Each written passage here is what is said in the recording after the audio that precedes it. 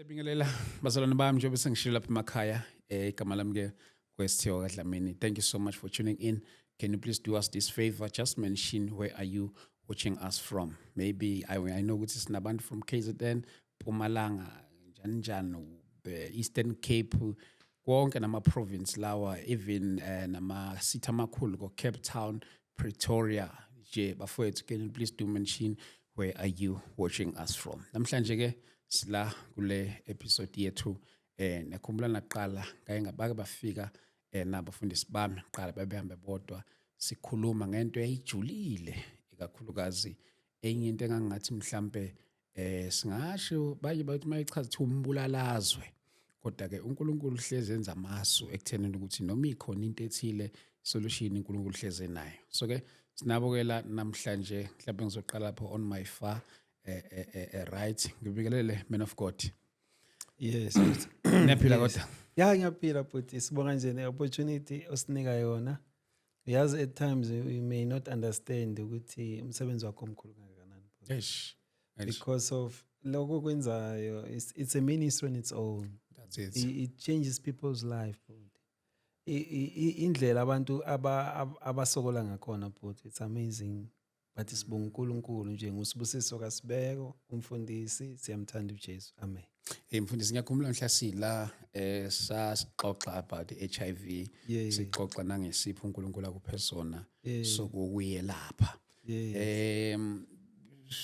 Kwakunini konje but last year I think it was November if I'm not November, yes, November. Nje i-response yabazalwane kakhulukazi how was it?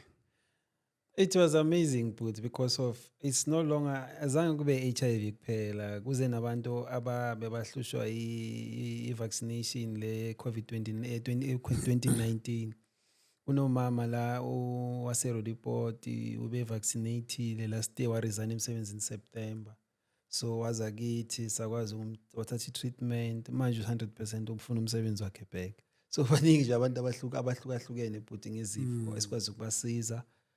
Abanye bane high blood siyakwazi ukuyisiza ne high blood so i-HIV into engayisho wena bhuti wami ine stigma abantu bekumele size nabo they refuse bhuti wami asikwazanga kuza nabo because of i-stigma sikhona bhuti but I'm so happy ukuthi through wena sikwazile ukusiza abantu abaningi bhuti wami abanye yazi sometimes they are suicidal they want to kill themselves. So and that's why ngithi sometimes ungayithatha kancane inkonzo yenza inkulu kakhulu but ukuthi abanye abantu they want to kill themselves but siyaba cancel and then solve their problems. They are happy kakhulu nje bajabule kakhulu siyabonga baningi abazili all provinces but inkinga nje sinayo nje wena it's a career because into liquid i-career ayifuni because insurance ayikwazi ukuyicover. So thina kumele sizame indlela ukuthi sizame ukufika or abanye baya compromise khona usisibeka khona 3 weeks ago uphuma eMpumalanga they come bayeza man because if umuntu agula but ofuna usizo he comes ukuthi uphuma kuphi it doesn't matter. Ngiyabona la namba nentombi endala gogo sibingelele. Amen. Niyaphila kodwa? Sigciniwe Nkosi yami. Siyabonga gogo. Emseni weNkosi. Nkosi yami. uJesu saniphethe kahle. My God. Ukugeni kwami uhamba nami. Nkosi yami. Akangishiyi isithando sami. Eish. Asikho isithando sifana nalesi. My God. Kanti nezithando emhlabeni zadlala ngami. Eish. Zingiphoqa endleleni. My God. Kodwa mhla ngahlangana nengadla. Isithandwa samampela. Engekakhulumi lokhu kusasa kusejikile. My God. Kanti namathela kwesithandwa sahamba nami endleleni yonke. Amen. Gogo kubani sinaye? Ugogo Luke. Luke. Gogo siyabonga. Look from the Bible. Gogo Luke. Yes. Oh yes. Okay. Gogo kaLuke. Gogo kaLuke. Siyabonga kakhulu selikazi. Amen. My brother. Mfundisi wami kunjani? Mfethu ngiyaphila mfethu Ngiyaphila mfundisi. Thank you so much sir. Mina ngukahle hodla sibongo. First and foremost ngithi ngibonge le platform usinika yona bhuti wami. Yes sir. Now it's totally out of this world. You know, you giving us not just a platform as well, but it's just unanimous retrievement from uNkulunkulu as well. Because of such platforms, you don't get them anywhere. Shilo bhuti kabanzi manganyathela inyathelo zakhe ukuthi it's a blessing in disguise. ukuthi uyakwazi ukuthi uheal abantu from all works of life as well, and not in healing them as well, but restore hope, because of siphila kwesinye isikhathi manje, and not only siphila kwesinye isikhathi futhi masi encounter abantu abafana njengawe nabobhuti Sibusiso as well. It's a blessing because of abantu bayakwazi ukuthi bavuleke amehlo. If you watch all over the scene khona manje throughout the country and through inje ngama ministries fraternity yakaNkulunkulu, umzimba kaKristu somishandliwe kaningi, and people have lost hope. Umuntu momtshela ngebandla, umtshela ngoNkulunkulu, umtshela mhlambe ngento eyenza umunye umuntu engaletha ushintsho, people feel as if ngathi manje nawo balethile enye into, and they feel very much disgruntled because of what we foresee in our society. So I believe ukuthi these particular platforms that we retrieve through and through nama viewers wakho as well, it's a blessing in disguise. Siyabonga bhuti wami, siyabonga. uNkulunkulu abe nawe, na uNkulunkulu nazini akuvulela akukhanyisele, and reach many lives as well. But nonetheless nje sibonga nje yonke into usenzela yona ukuthi uNkulunkulu ukwazile ukuthi intervene in this particular situation as well. Much appreciative, my brother. Thank you so much for that. Yes. Baba Sibeko. Yeah, but Yeah, ngizothanda mfethu ukuthi kesibuke. Ngiyazi ukuthi as much as mawusuke udayisa whatever service for abantu, sibona bonke abantu ababa ne interest kuyona, futhi nawe futhi ungekho into ongayenza. Uyabonga ngoba yonke iservice isuke inabantu abathile directed for bona. Ngiyakhumbula ukuthi kuqala ngathi mangibuza ukuthi kulesiphiwo lesi okanye kule material leyo nayo idila ne-HIV kuphela noma mhlawumbe akhona amanye ama-chronic diseases ekwazi ukuthi ngiyabonga kakhulu question yakho bhuti. Sidila ngezinto eziningi nje nabhutami, sicale nje nge-HIV, sidila nge-HIV and AIDS. Ubhuti sakhuluma ngaye umzi wakhe was bedridden, was on the final stage of AIDS, was not having HIV, bekane AIDS. But siyabonga namhlanje une-taxi, drive i-taxi every day. Uyasebenza namhlanje, because I said to him ngeke uNkulunkulu akusize ukuthi uhlale phansi, you need to work, you must do something as a man. So namhlanje ngiyabonga ukuthi uke wangilifta nange-taxi yakhe, so siyabonga nje kakhulu. So it's not an HIV and AIDS, ne-diabetes yadila ngayo. Bedile kunosisi bekathetha i-treatment e-diabetes ne-HIV lapha eNorthcliffe. So sathi no asiphume zoyi-2 some addressa, and then usisi wakhona masekacetha i-treatment sekabuyela emsebenzini, uthi sekazitraina manje usekazofaka ama-high heels bekangasawacoki, because abantu abane-diabetes most of the time baba weak, ibulala i-eyesight and then ibulala ne-appetite. So usisi beseka-recoverile, so siyambonga uNkulunkulu. Then kube ilento all the side effects yama-HIV siyadila ngayo, because abanye bahlushwa ikhanda, abanye baba nenkinga ye-throat, so ukudla kakhona ukudla, we address that. Omunye une-TB, nobhunje bengenayo izolo bekane-TB, asi-addressile i-TB iphelile. Abanye banama-shingles, abanye bane-insomnia, abanye bane-clothing, abanye bahlushwa ukukhathala nje, umuntu ohlala akhathele, kunento beyisebenza yazi yaxosha emsebenzini ngokukhathala. So ama-side effects e-HIV maningi but siwakwazi uku-addressa wonke, uNkulunkulu siyabonga. Then bese kuba i-high blood nayo siyayi-addressa.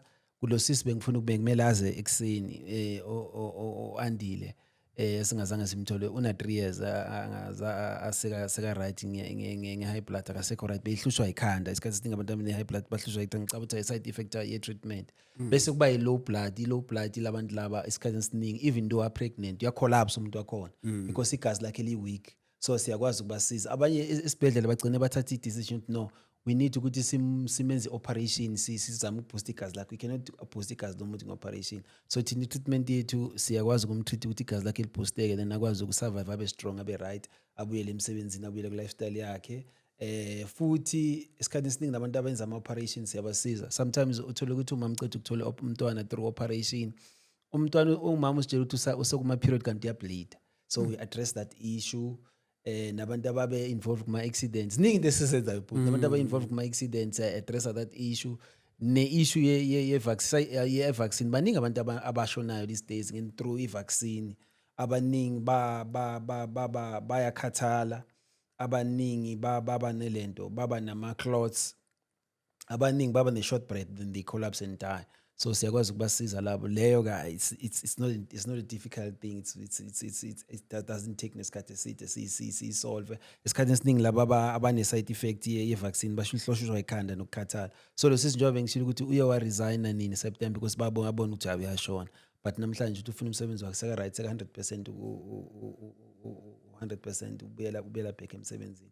So into engakadeal ngayo i-cancer ngakadeal ngayo, but it's a challenge ukuthi if siyabathola abantu abane-cancer we can address it, because uyazi uNkulunkulu bhuti usabuza lokho uye wangitshela something ukuthi abazalwane uJesu uthi ngibatshela ukuthi wonke umzalwane uthatha i-treatment whether ama-tablets through i-chronic illness kumele awayeke because of should i-rapture ifike those people abathatha i-treatment yama-chronic illnesses i-rapture bazoyimisa.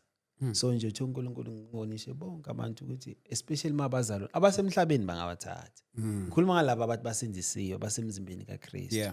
Uthi uNkulunkulu ngibanike warning. Yes, uthi born again wonke umuntu, because i-problem nabhuti wami mawudla amapilisi masikhuluma nge-faith sithi faith is a substance of things hoped for and the evidence of things that are not seen.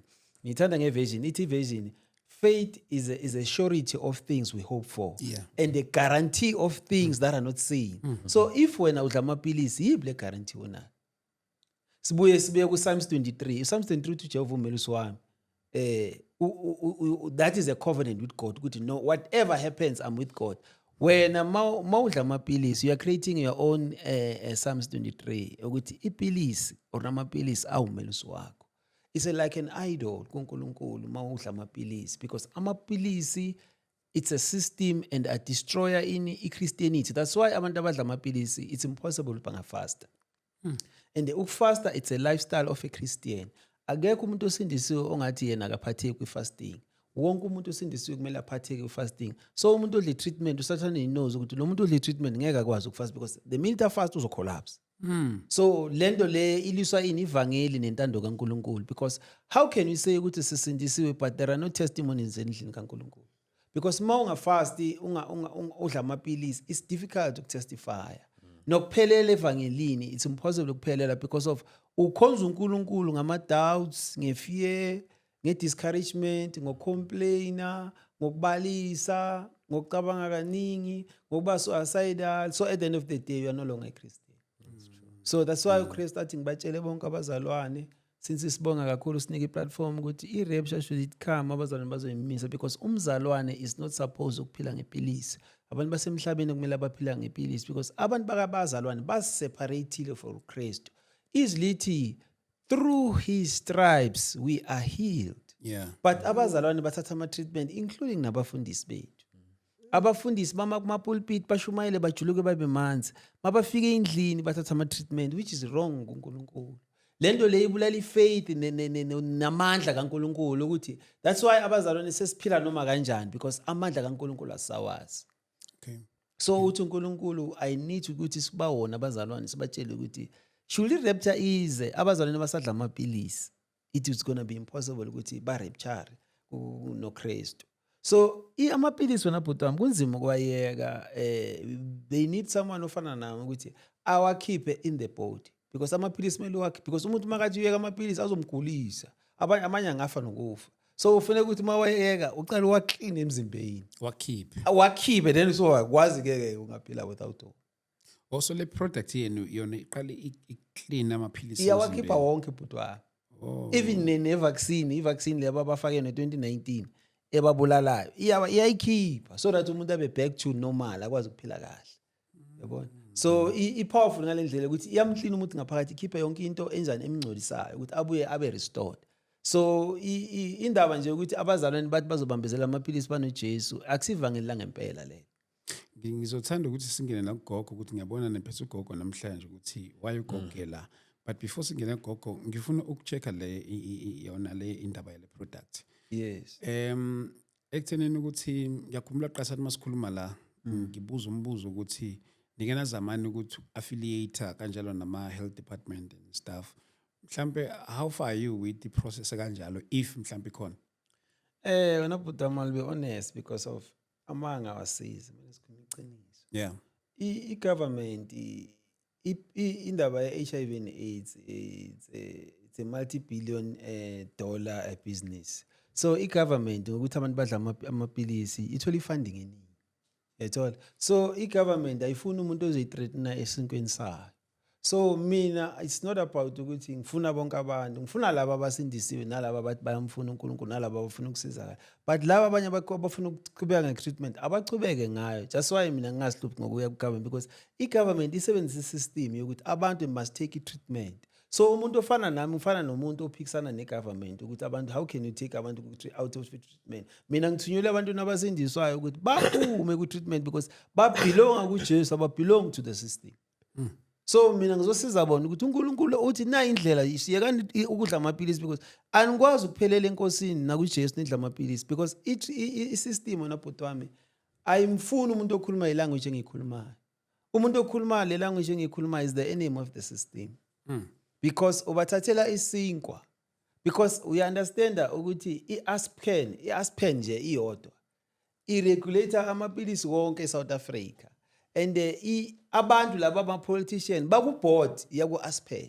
So as a result wena bhuti wami ngibona ngathi it's a losing cause ukuthi ngifuna ukusebenzisana nabo kanti bona bapromote ukuthi badla amapilisi. Mina ngiright kunoKristu. Mina I'm saying ngiright kunoKristu. Mina uNkulunkulu uzosiza abantu the chosen ones. That's what I'm gonna say. Not wonke umuntu.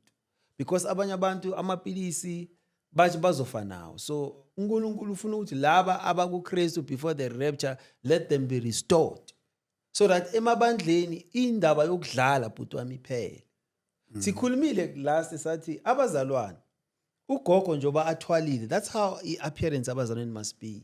Abazalwane babo mama abaye ukuveza amawiki abo, abaye ukufaka icepezana, abaye ukufaka amabhruku endlini kaNkulunkulu, abaye ukuthi bafake lifestyle yasemhlabeni endlini kaNkulunkulu, nokuthi bafake isystem yasemhlabeni endlini kaNkulunkulu.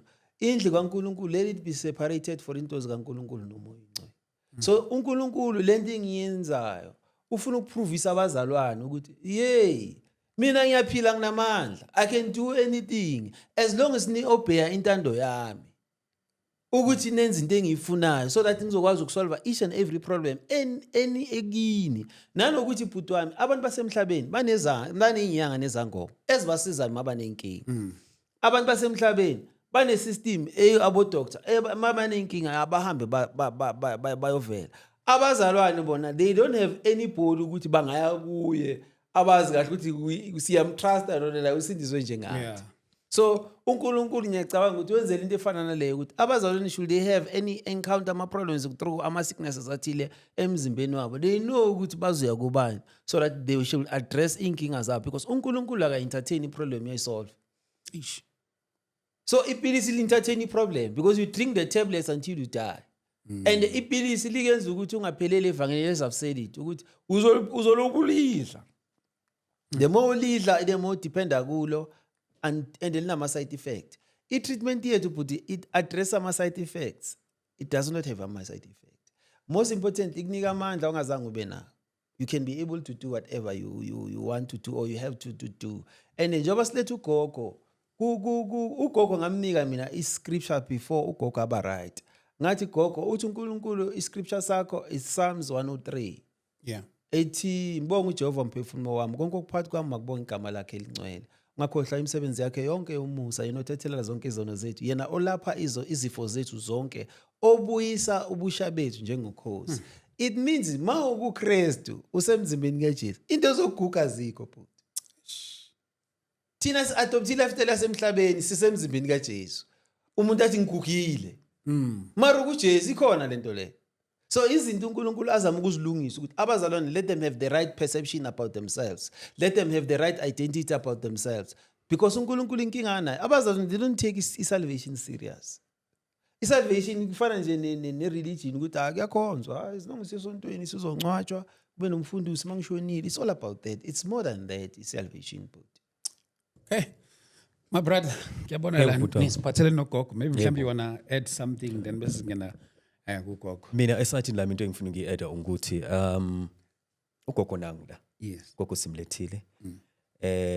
Behind the scenes we're having unanimous discourse nogogo. Okay. Naye umfundisi uSibusiso. Sithi ukuthi kulesikhathi samanje ugogo uthathe initiative yakuthi ese la azotshela ama-viewers wakho ukuthi iyasebenza i-product. And in spite of ukuthi iyasebenza i-product, ugogo had faith ukuthi i-product iyasebenza. Ngeza during i-prologue mozubuza umfundisi uSibusiso ukuthi abantu bayireceive kanjani i-product. Kunabanye abangeke bayireceive, kunabantu abazoyireceive. One thing you must understand Budwam ukuthi in business, fana nje in business we believe in SWOT analysis, masisibeka kahle. So SWOT analysis is like your strengths and your weaknesses. Kunabantu vele abayengeke abayithembe i-product, kunabantu abazoyithemba. So with that percentage and that minimum abantu abayithemba, uyayithatha leyo percentage, you utilize it to your ultimate best. So in a nutshell, nafuthi we apply it as well in business because of this is also business at the end of the day. In economics, ibizan city, economy influctuate. So in fluctuate, sometimes business yakupo, sometimes yapans. Yeah. But with that said as well, utilizing your strengths, you make them to be a possibility. And ugogo into engithandayo ngayo ukuthi ugogo had so much faith and resistant. And kulesikhathi samanje abantu abadala manje, I'm so sorry to say this, but abantu abadala abaningi banokusaba ukuthiza, angazi ukusaba ukuthiza ukubuyaphi. Banale fear, banale inferiority as well. Hence, we had a very pertinent discourse nogogo. I felt that ugogo had this vigor and this urge ukuthi as advocate this particular product sevenza kanjani. And I admire the boldness yakagogo because of mothi yabheka kule society yethu and nasisi babandlini. I-boldness ayisekho. It's like noma si preacher nabafundisi ba reiterate a particular sermon. It's all about rhetoric. Ukuthi bafuna uku-impress. It's not about by preacher due to in Holy Spirit. Because everything that we do, Budwam, it's led by the Holy Spirit. Without the Holy Spirit, we cannot maneuver. So it's about impressing the society and impressing the body of Christ. And uChrist akana ukuthi ufuna ukuthi impress. Ufuna ukuthi ujile kulento lena ayifunayo. So I feel very pleased and very quite easy nami ngumuntu omusha ukuthi at least bakhona abantu abafana njengogogo abakwazi ukuthi bayimele into yabo ngoba abantu abaningi manje abasayimeli into yabo. Abantu abaningi sebayabaleka abasajulanga kulento lena abafuna ukuyenza. So it inspires me so much ukuthi ugogo uzile wayezama iproduct yamalume yamsebenzela and he wants to become a vessel. And by coming here he wants to become a proponent and speak highly about this very particular product that has done immensely well for him, for herself. Wow. Gogo. Amen. Sibonga ntombi endala ukuthi nawe ukhona la. Yes, mhlawumbe gogo nawe ukusithatha usibeke. Bese kuyisikhathi singakanani mhlawumbe wena okanye usizakale kanjani kuyo le product? Ndiyababingelela abazalwane bonke ngegama lenkosi uKristu Jesu. Yeah. Amen. Amen. Ugogo Luke ngisindisiwe, ndiyamthanda kakhulu uNkulunkulu. Into endize ngayo mina la ndathola i-train accident 2018 September.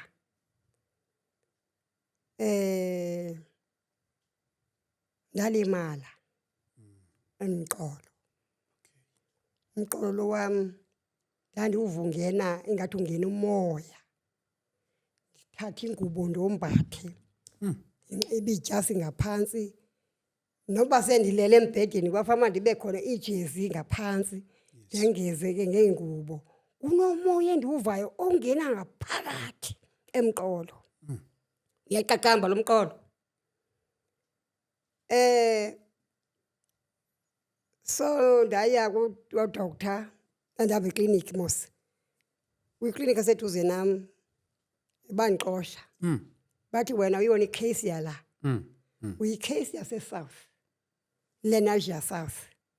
Abantu abanjengawe baya eLenasia South hayi kule yithi clinic. So ndaba nalo ngxaki bafuneke manje ngizoko ngicela umntana wami makandithatha ngise clinic uyasebenza. Kodwa ke ufanele mandise clinic kufuneka ndise clinic esibhedlele. Kanti fika esibhedlele bandithatha ama-x-ray udokotela wakhona kwacaba icase yami inzima bathi kufanele ba uye esibhedlele uyolala esibhedlele ukuze wezwe ioperation yomqolo. Okay. Ndiyayicabanga kaninzi le ndaba ye-operation ndiqaqanjelwa ndishayeke kabuhlungu. Le ngozi yenzeka kanjena itreni yethu ivalelwe eBoyzini sisalindile ukuthi amarobhothi makavule sihlele etrenini asilindelanga lutho seva ngesithonga iitreni zitshayisana mazitshayisana itreni thina sonke sasilapho sashayeka kwiindawo ezahlukene mna nje bandandihlele isitulo sentsimbi esemva kwam ndashayeka kabuhlungu kanje kwashayeka negxalaba ngapha nentamo ebona ukuthi gqiqi nentamo yathola kulimala lapho. Okay saphuma ke trainini abanye baphuma baye esibhedlele eBhara mna zange ndiye eBhara ndabona ukuthi okungcono yithi ngiqale emsebenzini babesengiseduze emsebenzi mandiqala emsebenzini ndiyobaripotela ukuthi ndilimele ndisawusasa kufuneka ndiqale nje kudoctor. Hayi ngempela bavuma ndagoduka ke ekuseni ngakusasa ndaya kudoctor. Udoctor endiqale kuye eclinic lo lapha kufishane ebekubingudoctor wami vele ndihamba kuye. Okay. Beselapha i-high blood kum. Inkinga ebendinayo nje beyi-high blood bendihambela kwadoctor nezinye izinto ezivela emzimbeni. Kodwa ngoku nandiza ngengxaki yobana ndilimele umqolo and yet akukho scar. Udoctor kasiboni ukuthi ndilimele phi kanjani. Kufuneka manje ndiye kwi-x-ray bandithatha bandisa kwi-x-ray bayobheka i-x-ray ayivezanga lutho la ndilimele khona. Okay. Izawuthwani ke le ndaba ayi kuthi ukuthi manje ndilimele ukulimala kokwam ndodwa udoctor akakuboni akubonakali. Ndahlala ke kwahamba kwathola ukuthi manje angisenako ukuthula. Umqolo uyaqaqamba intamo le yam xa ndithi intamo yabona kondithi intamo akho nto ivakalayo kodwa ngela before ndihlangane nobhuti nomfundisi Sibusiso bendithi kandithi bendiva amathambo ekhuhlana amathambo lo awentamo Wentamo, yes. uthi mandithi ndiva amathambo ekhuhlana ngapha umqolo uyaqaqamba ngapha iligqaleli liyaqaqamba. Esibhedlele ayikho into abandinika yona banika lamapilisi ndiphuzana lamapilisi. Bandingawaphuzanga lamapilisi ngiqaqanjelwa wesi ndibona ukuthi mandithatha amapilisi ndiphuze. Hey impilo yami mosiyayigogeka ngapha ndithithwa i-high blood ngapha ndithitha umqolo negxalaba nentamo. Kusho ukuthi manje ukufa uyaphambili kunoma kunciphe. Right. Xa ethi udoctor funeka ndiswe esibhedlele ndiyolaliswa esibhedlele ndiyokwenza i-operation emqolo. Hayi ndabala ukuthi kule age endikuyo ndisawusikwa umqolo kufuna ukubona ngaphakathi ukuthi kwenzakalani. Ndathi hayi angeke ndikwazi bathi kuzomela ndiye kwifizo. Okay ndayivuma ke le fizo. Right same day ndiye khona bendikhombe kufuneka ndiye kwifizo kanti ndifike emnyangweni wefizo akukho muntu lapha kukhiwe. Uma ngibuza abantu abaseduzane lapho bathi hayi bahambile kodwa nansi inamba yabo ngabafowunela. Kuzomela ukuthi xa uzayo kudoctor uqale ubafowunele ubhukhe. Hayi ndathatha inamba ndahamba nayo. Sekumele futhi iphinde futhi ndiyokwenza i-check up. Kanti ndiyokwenza i-check up funeka ndifowune kwifizo. Yeah. Uba ndiyeza. Abatholakala abantu bagqibela besithi ise wrong number. Le number bendinikwe kuthiwa inamba yabantu abasebenza ngefizo. Hayi kusho ukuthi ke manje indaba yami ayikho. Futhi ndavele ndathela ngokuthi hayi mhlawumbe uNkulunkulu akafuni ndiye kulefizo. Why ifizo ingatholakala kanti ifizo yazi ibikhona. Iyaziwa ifizo likhona eLenasia South Hospital. Yeah. Ayikho ifizo kula ndawo ngihlala kuyo kule clinic endikuyo. Bandibhalela incwadi lapha eLenasia South uba mandiyise eclinic yami. Ba mabandifake kwifizo yabo ngoba bona abazi ukuthi kwenzakala ngefizo. Okay. Uma ndifika lana kule clinic yethu bathi thina asikwazi asinayo indawo yefizo lana because ama-room wethu mancane ifizo idinga imishini emikhulu. So asinayo indawo ke yefizo ke sibe nayo baphanda nabo babhala uba mandonikeza abadokotela balapha yana eLenasia South. Uyazi ngazi ngathi yazini andisayilapho andisayiphindanga ndaya ke lapha yana ndave ndahlalela ethi hayi mandiphuze la mapilisi. So ndaqhoma ndangumuntu wamapilisi amapilisi high blood ngamapilisi omqolo nentamo negxalaba ndaqhomekeka emapilisini. Okay kuthe kusenjalo ndahlangana nomfundisi egroupini. Egroup yani le. Igroup yabazalwane. Okay. Umfundisi uSibusiso. Yes. Namhlanje uqhele uSibusiso ukupreacher. Okay. Asenda ama-VN preaching. Simazi ngaloo nto uba ukumfundisi uyashumayela. Kodwa namhlanje kwaba khona umahluko. Uxelela abazalwane uthi utheni uNkulunkulu. uNkulunkulu uthe makayeke umsebenzi. Ngoba abantwana bakhe bayagula. Abazalwane kabantwana bakaNkulunkulu bayagula. And nje begula nje baphuzana nalamapilisi and yena uNkulunkulu akawafuni amapilisi. Yebo. And i-rapture iyeza. Njeba i-rapture isiza nje angeke amthathe umuntu ophila ngamapilisi. Uzosala. Ndithe kandiyifumana mina le VN yo inhliziyo yami ndathi inkosi i-rapture leni ndilinde kangaka andikwazi ukushiwa i-rapture indaba amapilisi. Ngawuthi ke ndibane nomfundisi ke ndibona ukuthi uthini mandenze njani. Ngafonela ngempela ndamchazela ukuthi hayi mfundisi ndinenkinga enje ndachaza yonke inkinga yami nje base ndiyichazile. Wathi umfundisi hayi yiza sizobona. Ngempela ngiyahamba ndaya khona. Ndihamba nomnye ugogo nalo gogo lo ngeba ulapha cha ke waqaba akaphilanga kahle. Okay. Sahamba sayofika khona. Kasefika khona. Hey, kandichaza impilo yami wathi nje amahubo 103. Okay. Mbongo uJehova mphefumulo wami. Yeah. Akukho kungaphakathi kwami. Akubonga igama lakhe namandla. Washumayela umfundisi. Uyashumayela umfundisi. Ngize ngendaba ye-product uzondishumayeza. Amen. Amen. Washumayela yangena le preaching.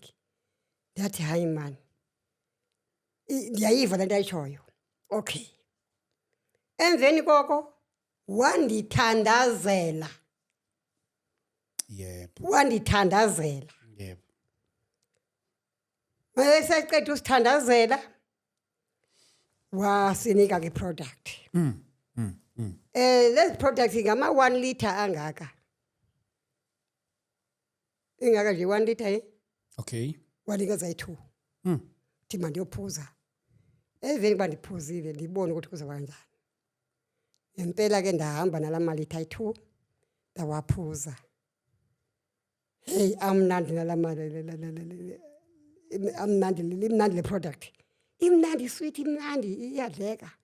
Iyaphuzeka. Ngayiphuza futhi ngayisheshisa. Yashesha yaphela. Sendiqonda ba ngihala uphinde futhi dollar enye product wathi oh makhona lapho. Lezo iphuzile izawenza umsebenzi. Ngempela yawenza umsebenzi. Njengoba bendinegxalaba bese ingalo kanti ndiyaphakamisa bengafuni ukuphakama ibuhlungu ingalo kanti ndiyiphakamisa intamo nayo kanti amathambo ayashayana umqolo bese kunzima ukulala ngomqolo ayizisekho yonke lento After supposed the product. after sendiphuzele le product yonke lento bendiyiva emzimbeni wami bendithi kandithi ndivuba ndiyathunakala lapha emqolo Yeah. kandithi nakandithi intamo ndiyayiva ndiyithunakala negxalaba lisafuna uphakama ndibike kumfundisi wami hey mfundisi empeleni ndiphuzile iproduct ndiva umahluko omkhulu kumnandi enhliziyweni ingathi ngasukuma ndibaleke imarathon ndiziva nje bandiredi okay iphele ke sendiqedile iproduct ndihlale ndilinde emveni kwalokho ndive isinqe ndive isinqe ngoku bendingakaze benaso isinqe ndive isinqe sitsho isinqe kucaba kuzaba nzima nokuphakama embhedeni kunzima uphakama isinqe sendiyiphuzile iproduct ndiyiqedile nakuvela isinqe utheke umfundisi wami ndiyabona gogo apho kunenkinga khona le product kulapho izohlala khona isebenzela nala ndawo ibuhlungu Yes. so ndiyayi-understanda ke ngoku sekuvela isinqe ngoba kutsho ukuthi ke ngona ke ithole something esinqeni isinqe sandiqala ngemonday kwaba kwayi-friday ndiqaqanjelwa sisinqe okay emveni koko sathula isinqe kwathi nya kwaphela yonke into endandinayo iingalo seziyaziphakamela nje umqolo hayi asenalutho intamo akusena bazalwane Mfundisi. Ufakani kule product le uyayibona No, bhuti uyazi uNkulunkulu muhle bhuti wami. uNkulunkulu into engizama ukuyisho ukuthi uzama ukubonisa bhuti ukuthi ayikho into enzima kuye yonke into ilula. It's more of uzama ukushowcase amandla akhe kuba abazalwane because uyazi wena bhuti imzimba kaJesu has been affected by so many things. Kunokuthwala lana kunabantu abama-developers ebandleni babafundisi kunezangoma manje esevangenini so many things emzimbeni kaJesu so uNkulunkulu manje uyanjani uyahlukanisa amen ukuthi manje bazalwane ninje anikwazi ukumixa so I need ukuthi be back to what I made you to be because izwi likaNkulunkulu bhuti alijiki. True. If uNkulunkulu bekajika njengoba abazalwane bathi no sinama double story sinama iPhone sinama satellite dish impilo yamanje nempilo yabo David ihlukile ayifani ngizobabuza iquestion wena ukuthi why ilanga lingashintshi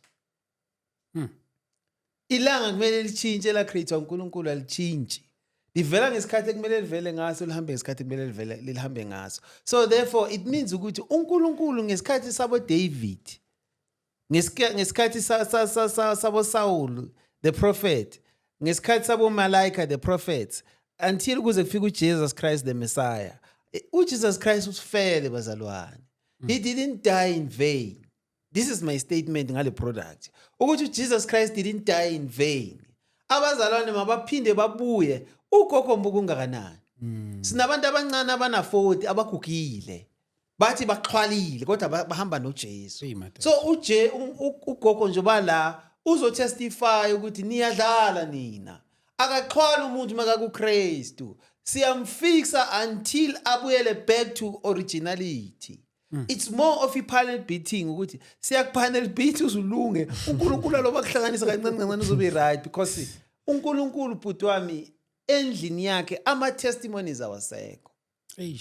Ama testimonies abazalwana abakhuluma ngawo ukuthi I've bought a car, I've bought a house, those are not testimonies bhuti wami because masingazitry lezinto lezi okay uqhoma ngendlu usayikolode kuyi mortgage mawuphela umsebenzi bayidla la usazobuya esontweni run away bayadisappear abazali babaleke ukhoma ngemoto oyithengile ngesikhiye semoto osithenge ngesikweletu mayiphela umsebenzi ongasakwazi ukuyibhadala bayidla usazobuya enkonzweni you'll disappear imishado yabantu iyaphela abazalwane bobabili badisappear babaleka sibathola sebasema-tavern manje sebahamba amaphapha sebanama-tattoos agcwele wonke umzimba because of abafundisi bagijimisa into engasiyi-testimony bathi testimony i-testimony amandla kaNkulunkulu hayi amandla omuntu i-testimony amandla kaNkulunkulu is not amandla omuntu so i-product i-create uNkulunkulu isebenzise i-wisdom yakhe through mina ukuthi ngikwazi ukusiza abantwana bakhe so that bayeke amaphilisi because amaphilisi akhandwa ku-Marine Kingdom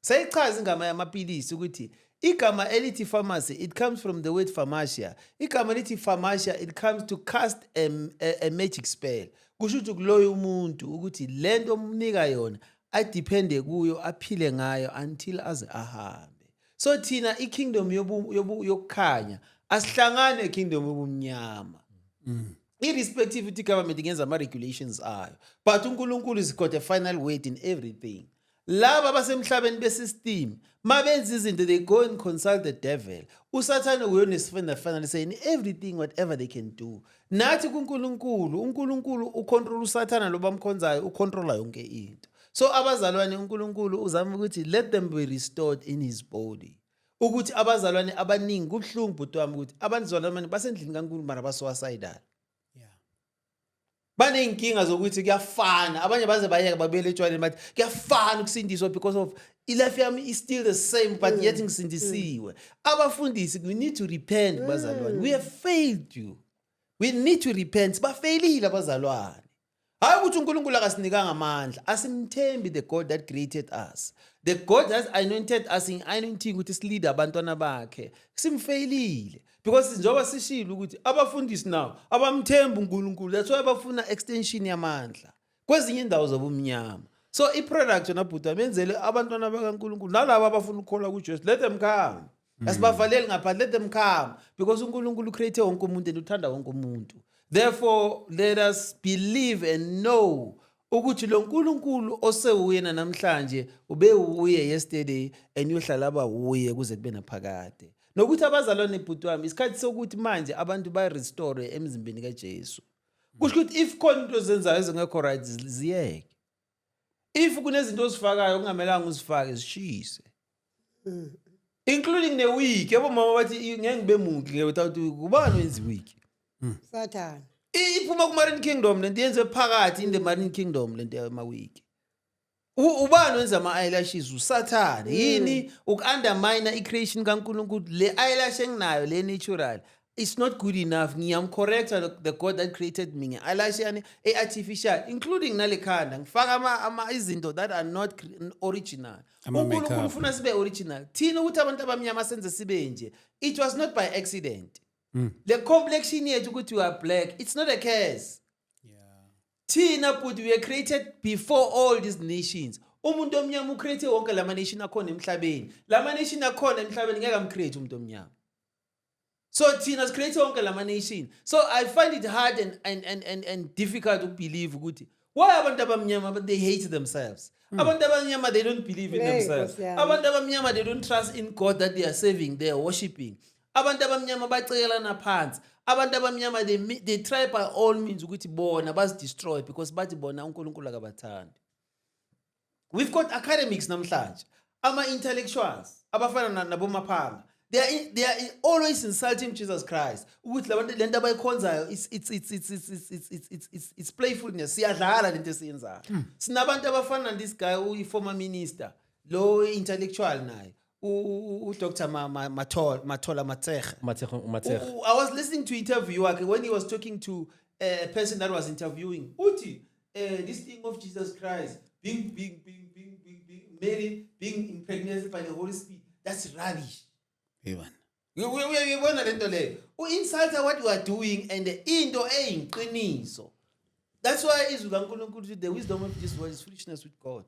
Laba abantu bacami bahlaniphile they are fools so thina uNkulunkulu sibeke ukuthi let us come forth ukuthi abantwana bakaNkulunkulu manje siveze amandla akhe into esiyikhulumayo we back it up by amandla kaNkulunkulu because bonke abantu they can talk The intellectuals, they can talk. The ones who are consulting the spirituals, they can talk. That abathi bona bane wisdom, they can talk.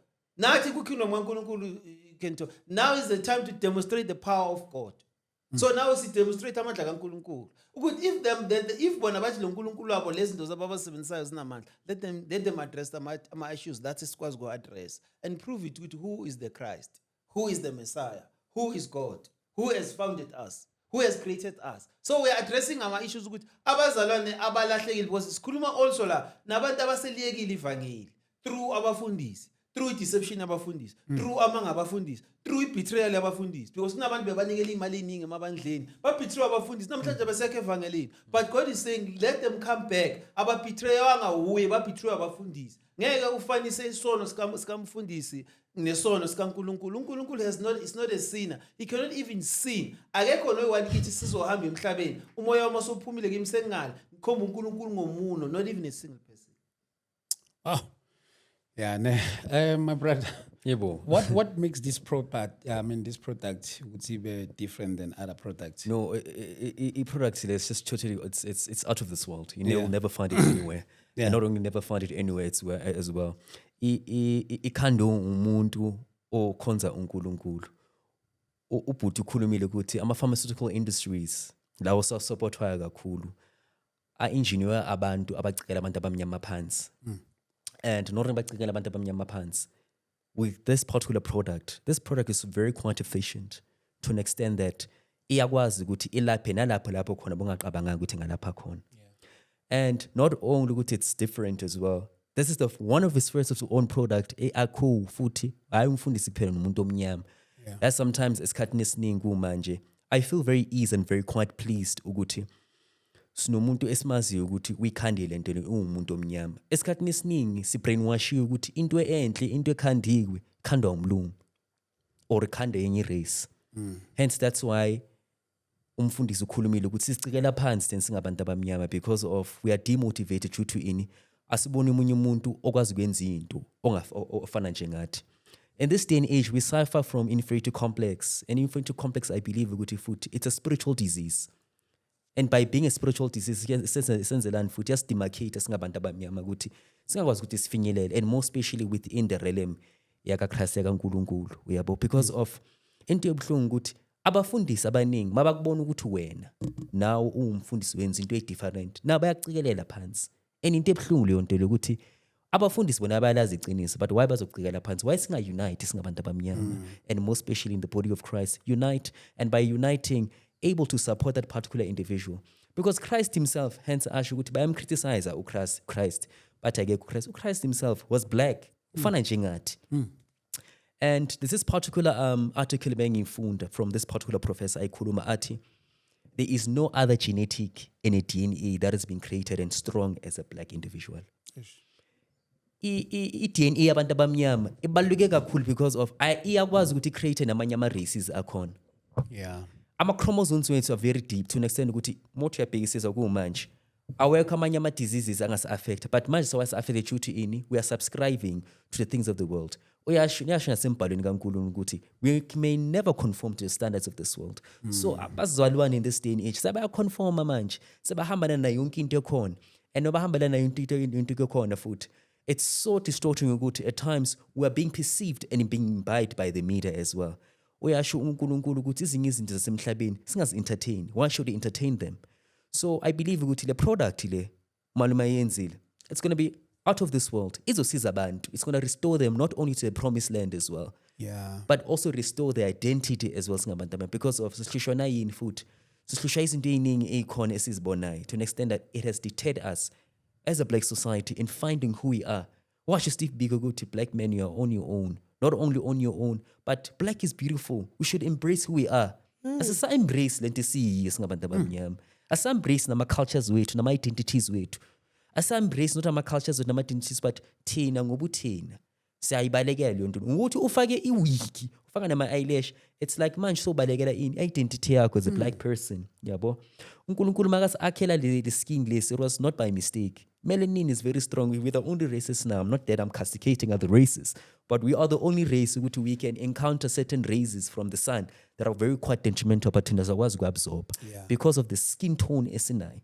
So manje mina ngi-understand ukuthi abantu abamnyama labanye bakaNkulunkulu abaphakathi abalazi iqiniso why babhunguka. Uyasho uJesu embhalweni wakhe, if you read the book of Luke, athi abantwana basebukhanyeni, abantwana basemnyameni yibo abakhaliphile than laba basebukhanyeni. Inhliziyo ebuhlungu because of thina we've been given all the methods and all the mechanisms within the Bible, but we cannot utilize them to our own best of our abilities. All the answers are there, but still we're still roaming around within the context of this world. Why? That's my problem. But in a nutshell, nje bhuti wami, I don't want to spread so much along, but ngibonga nje ukuthi le product le izokwazi ukurestore not only identity yomuntu omnyama in terms of ama-diseases siwabonayo, which these are man-made diseases and biological weapons, but as we restore in faith yomuntu omnyama ukuthi we can still do greater things, and also within the body of Christ. That's what I can reiterate to our viewers at home. Wow. Gogo ungam encourage umunye umuntu ukuthi ayithenge le product. kakhulu abantu futhi nje abazalwane bane bad habit yokuthi ngoba ndingumzalwane uma ndiphuza something futhi manje uzalwane buhambile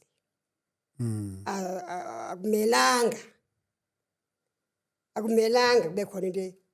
Uyazi nikhumbula uJesu evula amehlo emfama, Yeah. wathatha udaka Udaka, yes. waninda amehlo enguNkulunkulu, wa-eda something ngedaka, wa-eda emehlweni, amehlo avuleka. Amen. Amen. Le product lena mina ingisize kakhulu. Ndiphila nge-ulcer. All of these years ndiphila nge-ulcer. Le ulcer mayise ngiphethe kahle. Beyize ndibone liqala khipha amathe anegazi. Into exeba sengilimazile ngaphakathi. Le ulcer le ndithe mandiphuza lo mthi le product. Umhla yahamba, uyazi bendisizwa yini uze ndiyihlise le ulcer. Bendiphila nge-bicarbonate of soda. Ndikhe nge-teaspoon ndifake emlonyeni ndiphuze, ngathi ndiphuze ipilisi. Le soda ihambe iyongena kule landayini isilonda. Kube khona ukuthulayo. Yonke le minyaka bendiphila nge-bicarbonate of soda ndilapha i-ulcer. Kodwa mhlanda phuza le product andisayazi nokuthi i-ulcer le yashona phi. Okwesibini apha ezithweni zami kwesithosi ngapha bendine veins. Okay. Yabona ama veins la mnyama. Yes. Hey. Anisayazi noba ashone phi kwawona elo gazi belikhona liphumile. Wathi kodwa umfundisi wathi gogo le product wena ulimele. Lento yenza ubuhlungu ukuthi ulimele emqolo. Amahlwili akaphumanga, unamahlwili ngaphakathi. So le product izowakhipha wonke lamahlwili. Ngendlela wakhupha ngayo andazi wakhupha kanjani. Mfundisi wakhupha kanjani. Kodwa I believe iwakhiphile andiseva umqolo. Ama veins benginawo awasekho ezithweni zami. Apha engalweni bendinebala elimnyama elingaphakathi. Belingasiyona insede bekubonakala bakusegazini kunobumnyama ngalamapilisi endiloko ndizifida ngawo. Le product ikhiphe le yabona manje ukuthi andisayiboni le ndawo lemnyama. Bemnyama beyila kunomnyama ngaphakathi. Okay. Akusiyona insede. Bekumnyama ngaphakathi igazini. So le product lena isingathi abantu bangayithatha bayisebenzisa. Bazovuka abantu bengabantu baphile kahle. Yeah. Ogogo babona behuqa inyawo kabahambayo. Umzimba ukhathele ubuhlungu yonke indawo. Azathi omnyango ngeke ngilale andisalali ngenxa yoba ndiyaqaqa nje. Thatha le product uzowuvuka. Thatha le. Nansi product mina isizile akunamahloni ukutsho ngayo. Yebo. Aliyange nyangeni angifani nalaba banyonyobayo abazalwane. Hayi kanti bale ngicela kahle. Yeah. Sikhathele ngabazalwane abazenza abazalwane emini. kodwa ebusuku bayaphenduka. Hey madoda. Ngike ndihlangane nabo nezangoma. Bangihlangane nezangoma nditshela ngoJesu. Mntaka baba nanku uJesu uyaphilisa. Uyeke lento uyenzayo, uyeke lento oyiyona ngoba lento yobungoma akukho la uzawuya khona esihogweni ke kalento. Into kaSathane ubungoma. Ngihlangane nezangoma zayi2 zantshela indaba zami. Zithi wegogo uyasiyeka ngalabo. Abazalwane benu banyonyoba ngobusuku beza kithi sizangoma bazofuna into zethu bazofuna lemithi. Abanye bafuna ukukhulisa amabandla wabo beza kithi ayilohlazo elo Eish, ihlazo. ayilohlazo elo ndiswele umgodi woba ngingangenaphi Hey madoda. khange ndiyilindelekeleni into ukuthi abazalwane bagijima ngobumnyama bayofuna imithi ezangomeni. Nangu ubhuti Sibusiso uthi nansi iproduct bazalwane ekuhleni thatha nansi iproduct izonisiza. Hayi thina sisindisiwe. Hey. Right leyo ngiphoxeke kabini ngiphoxwa izangoma zithi abazalwane bahamba kumnyama bazofuna imithi yethu nokuthi amabandla wabo mabe nabantu abaningi Ngemithi. ngemithi yethu. Lihlazo elo. Kodwa unamahloni kuya kubhuti Sibusiso amnikeze iproduct aphuza aphile. Eish madoda. Anamahloni bhuti keep on. Awukathi ayenza. Namanje ngiphokozele singahamba yamanye amabhodlela namhlanje. Kakusiyabona. Kodwa ngiphile geleke anginahlaba anginanix ndiphile. Siyabonga. Ngikhalela abantu ngathi ngabamnema ndithi wozani nayi indaba. Siyabonga kakhulu. Amen. Amen. Siyabulela Hey, makhulu. futhi sesofika segcineni ngenxa yesikhathi sethu. Yes. Kodwa ngiyazi ukuthi mhlawumbe uma ungaba nawo amazwi okugcina awakho bese mhlawumbe ke kungali iqiniso nasebantwini ekutheni ukuthi makwabadingayo ukunithola banithola kanjani. Okay, siyabonga kakhulu bhuti. Amazwi ami ugogo sikhulume konke. Yeah. Yazi mangathi ngiyakhuluma ngizobe ngiyamosha bhuti. Yazi umuntu omdala unalento abayibiza credibility bhuti. Yeah. Abantu abancane these days credibility abanayo but umuntu omdala Very true. uyathembakala. Very So true. siyabonga kakhulu kugogo ngeke ngisakhuluma kakhulu mina into engizoyisho nje ukuthi ukutholakala kwethu silapha eSoweto ephansi emndeni is 2489 address. Phone number is 083 586 7206. Address the phone number 083 586 7206. Usibusiso kaSibeko. SikuKristu. I-product abazalwane mabaye kubaleka babalekele amapilisi because uJesu uthi i-rapture ngeke bazoyimisa if they continue eating amapilisi.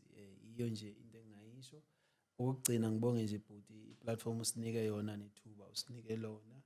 We need to appreciate masingabazalwane masingabantu. We must not take things for granted. The opportunity doesn't afford us to us for granted. Mali sibonge. Amen. So cela uphanka abanike this thing Ilento address, le. yes. Social media. Social media address yethu so sine page yethu as well. Okay. So angifuna ukukhuluma kabanzi ngayo bazozibonela bona. So what we do is we're trying to inspire abazalwane not only within the religious faith but also enhancing spiritual faith. Khumbula ukuthi there's a difference between religious and spiritual faith. And more especially in what we're foreseeing and the kind of fraternities within the political spectrum and economic spectrum of society. So basibanika ulwazi. So i-TikTok page yethu is Sibusiso Sibeko at 197. Okay. Sibusiso Sibeko at 197. Bazayibona nje. Okay. Kwenye YouTube ithini? Revolutionized Christianity. Revolutionized Okay. Christianity. Christianity. Yeah. Yes. Siyabonga kakhulu. bhuti. Siyabonga kakhulu. you Mntomdala, very much. siyabonga. Siyabonga kakhulu. Amen. Buye nangelinye ilanga. Amen. Sizobe sesinesikhathi esanele. Hayi ngizotholakala. Yeah. Ever ready. Yes. Bafethu lapha ekhaya siyabonga kakhulu. uNkulunkulu angigcine ke, uNkulunkulu anibusise besihleli naye kanjalo umfundisi kanjalo nogogo nomfowethu basuka khona leso wethu ama details wabo bashile. If you want to be in contact with them, feel free. Ungakhona ukuthi bathinde lapha kuma socials okanye enambeni yabo. Bafethu kwamanje ngicela siyibambe la sibonane kwi episode yethu elandelayo. God bless you.